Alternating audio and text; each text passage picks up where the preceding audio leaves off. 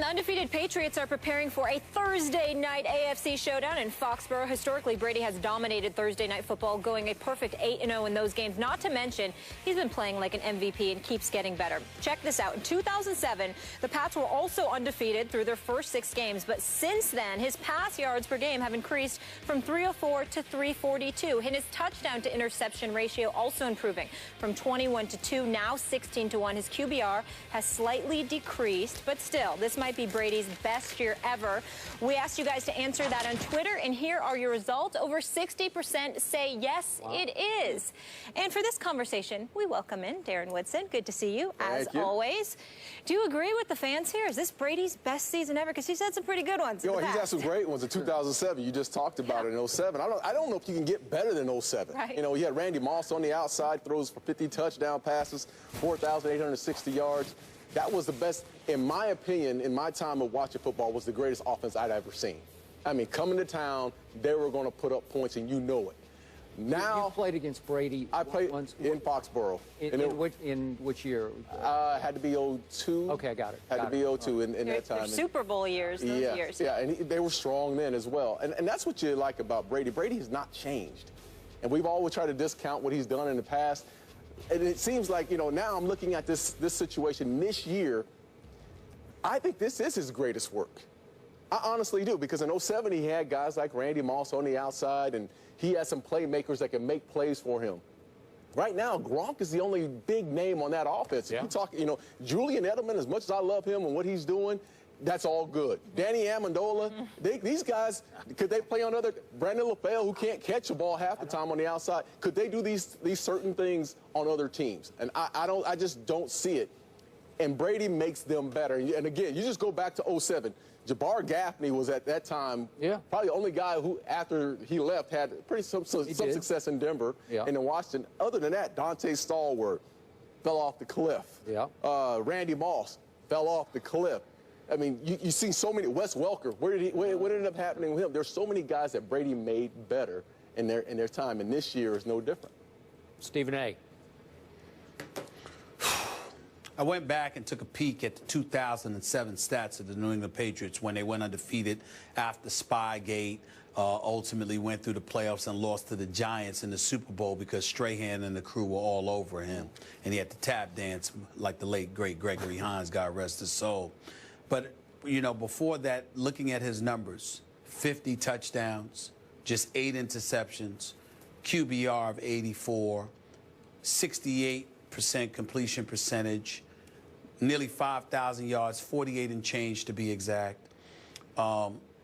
Brady's on pace to throw less than the 8 interceptions. I don't know if he's on pace. I don't think he's on pace, rather, to throw 50 touchdowns. No. But I do believe that the numbers are relatively similar. I don't blame him for having the mindset that he's playing better now than he ever has. I can't definitively blame you nor anybody else if you think that. But it was just something special back then about Brady to Randy Moss to Wes Welker. It was something special. I mean, Lawrence Maroney was your quarterback. But I just looked at it, Skip, and running back. He was a running back. He was a running back for them. In all honesty, guys, and Molly, here's why I think back to 2007. It's one moment that I'll never forget about Brady as long as I live. They had Randy Moss on a fly pattern, if I remember correctly, Darren, and they missed it against the Giants in a final regular season game. They missed it. The very next play, they called the same play. Oh, yep. And Baum threw it up there, and Brady connected with Moss for the 50th touchdown. Okay? I just thought that moment was so special because it was like they were literally saying, we're going to do what we want to do. What are you going to do about it? Boss move. They just had... This year, they seem to be on this mission where it's all about the Deflategate and, you know, proving you wrong and all that other stuff. Before, you had Spygate, But remember, that was legitimate. They could use it as a motivational tool all they wanted to. But what was undeniable was that it was legitimate because it was Spygate. You're spying and you're not supposed to be doing that, and, you know, all of this other stuff. And Lord knows how many tapes the commissioner's office had and all of this other stuff.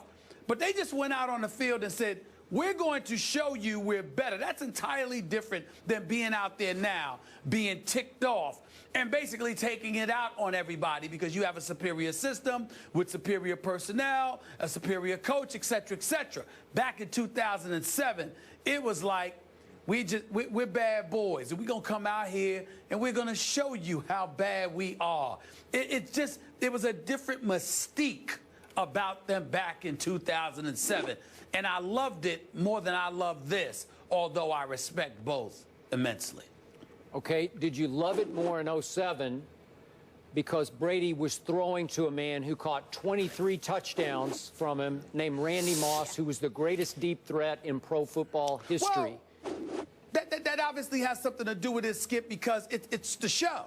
It's the show. Like, for example, when I watch Brady, I marveled at his performance last week, but to me, Skip, you can appreciate this. Darren, you can appreciate this.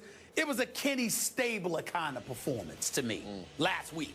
You know what I mean? Just picking you apart, systematically marching you downfield and just making one throw after another and just demoralizing you. In the case of Randy Moss, he was a show in and of himself.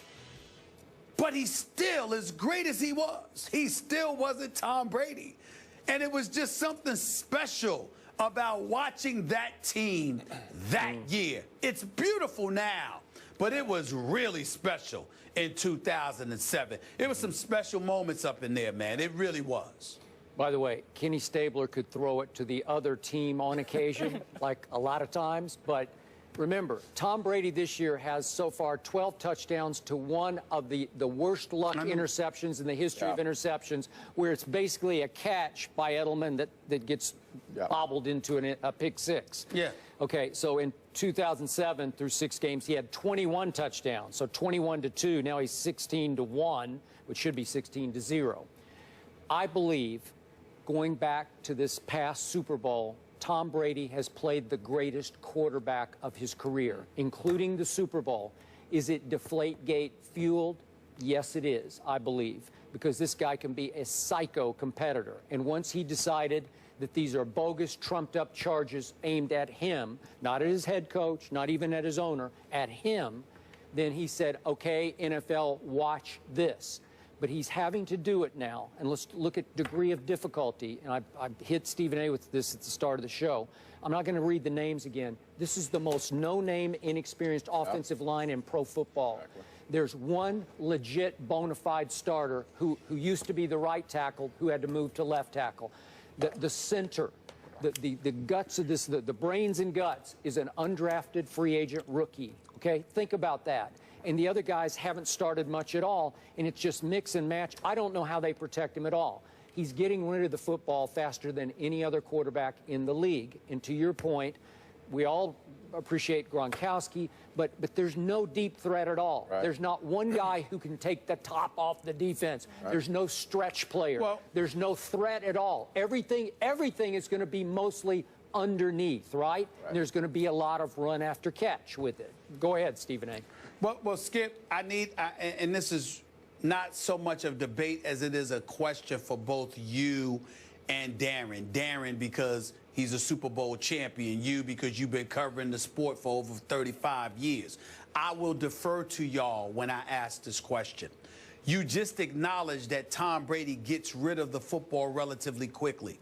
And because he's so skilled at doing so, and New England's so skilled at this short precision passing offense, isn't it plausible that when you keep bringing up the offensive line, that, dare I say, it's not that big of a deal because you can't send the house to Tom Brady because you constantly have to look for the little dip and dunk play here or there. Look at what happened with Rob Gronkowski and that touchdown last year when the Patriots gave up the blitz on the left side from the New York Jets. They didn't even block them because Tom Brady knew that that would leave Rob Gronkowski wide open. It was a play that they had manufactured during the game because they saw what the Jets were doing and they had that kind of switch up going on.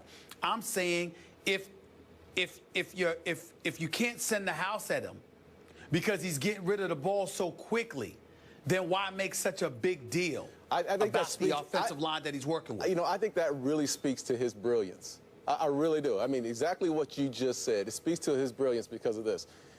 When you have that open field, and they like to throw the ball, they're not going to run the ball consistently. They're going to throw the ball. They run the ball last week 5 times. Yeah, they just gave it up. He is finding the mismatch that he wants to find. And he's seeing the entire defense. So when the defense gets lined up, he's finding he knows what defense they're in. And this is what speaks to the brilliance as a quarterback. You have to make a quick second decision. That decision has to come in and out, and the ball has to be out of your hands because you know that your offensive line can't protect. Yeah. So find the mismatch, go at that mismatch. Brady has been perfection. You just look at everyone else around the league. I looked at Matt Castle last week with my Dallas Cowboys. Yeah. There's mismatches, there's one-on-ones, but he can't find a one-on-one, nor can he pull the trigger to make the decision. But Darren, here's what I'm asking you. Because of the brilliance of Tom Brady, his football IQ, isn't it plausible that guys are actually scared to rush after him? Yeah. Because you're constantly watching. Absolutely. Oh, my goodness. So that's what I'm saying. But that's what I'm saying when I talk to Skip about the offensive line and why it's not a big deal. Because you can't come at him the way people would normally come at him because he's so brilliant. You don't know when he's setting you up to come at him. Right. Just so he could dip it to somebody else. That's my point. Okay, you're right. But to Darren's point, it's extremely difficult to see the mismatch pre-snap and execute it and make the right choice. Because if you guess wrong, if you read wrong, it's going to be going the other way like Matt Castle was. But not for him, not for somebody that's been around since 2000 and has played at an elite level for the last 10, 12, 14 years. It's not difficult for him. That's the point. You can't sit up there and go like this. Do you see how difficult that is? No, that's not. He knows what he wants to do. They're trying to figure out what Tom Brady is going to do. He is a complete master of his offense in New England. Most quarterbacks are not a master of their offense. So, bottom line, you're saying you are not impressed with Tom Brady, correct? No, I'm not saying that at all. Well, you're discounting what he's pulled off. No, I'm saying to you, you need to stop bringing up the offensive line because it's really irrelevant when it comes to him. He doesn't need an offensive line. He could do this without a line, right? Right. They should even send a line out there. He should just go out there by himself. You don't really need one. You know? He really doesn't need one. Dude is so nice. We will leave it at that. I'm so excited for tonight's game. I said this earlier, Darren. More excited to see what the Dolphins do against them. And you're sticking with us. Up next, we're talking your Cowboys. We got Cowboys lovers and haters here for this next one. We've got some news. Dez back on the practice field, but could Joseph Randle be on his way out? We have a Big D update on the other side of the break. Stay here.